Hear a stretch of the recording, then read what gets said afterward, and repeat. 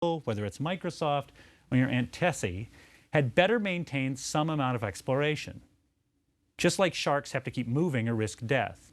The same is especially true for firms. They must, as the title of a famous management book says, innovate or die. Okay, now we're at the I think, the key point in this lecture.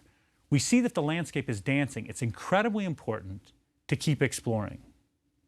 Now, we saw on a rugged landscape, there's this balance between exploration and exploitation, but we could sort of anneal over time and eventually do more and more exploitation.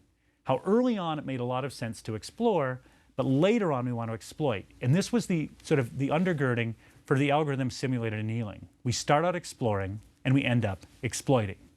But on dancing landscapes, and this is the key point, the agents can never stop exploring. They can't. If they did, what they'd find is that what was once a peak might now be a valley.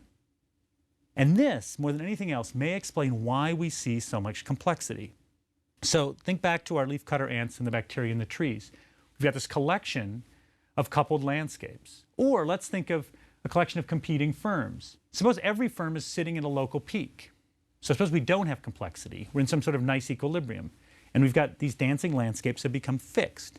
Well, once this happens, once nobody else is moving and the landscapes stop dancing, now there's incredible opportunity to explore for new and better peaks, right? Because you've got a fixed problem. We talked about this in the context of the Manhattan Project.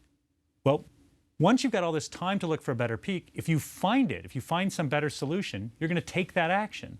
But when you take that action, what you do is you make the landscapes of the other firms dance. So those other firms are then going to start moving around on their landscapes. So agents that explore, whether they're firms or the bacteria on the backs of the leafcutter ants, are preventing stasis. They're keeping the system from churning. So now we understand why adaptation keeps the landscapes dancing. But that begs the question, why don't we get utter randomness? Why don't we just have the whole thing constantly in flux? Okay, that's a great question.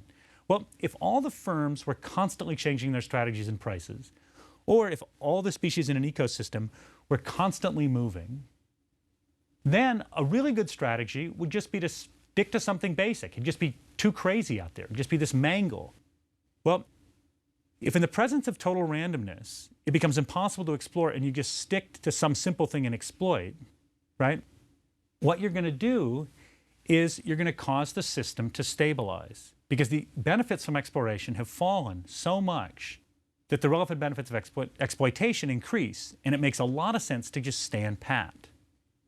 So this is why systems don't get too crazy, and it's the reason why we see so much complexity about us, is exploration prevents stasis, but the necessity of predictability in order to explore puts a limit on how crazy things can actually be. Okay, let's tie it all together. Individual agents balance this necessity to explore and exploit. As a result, they produce complexity.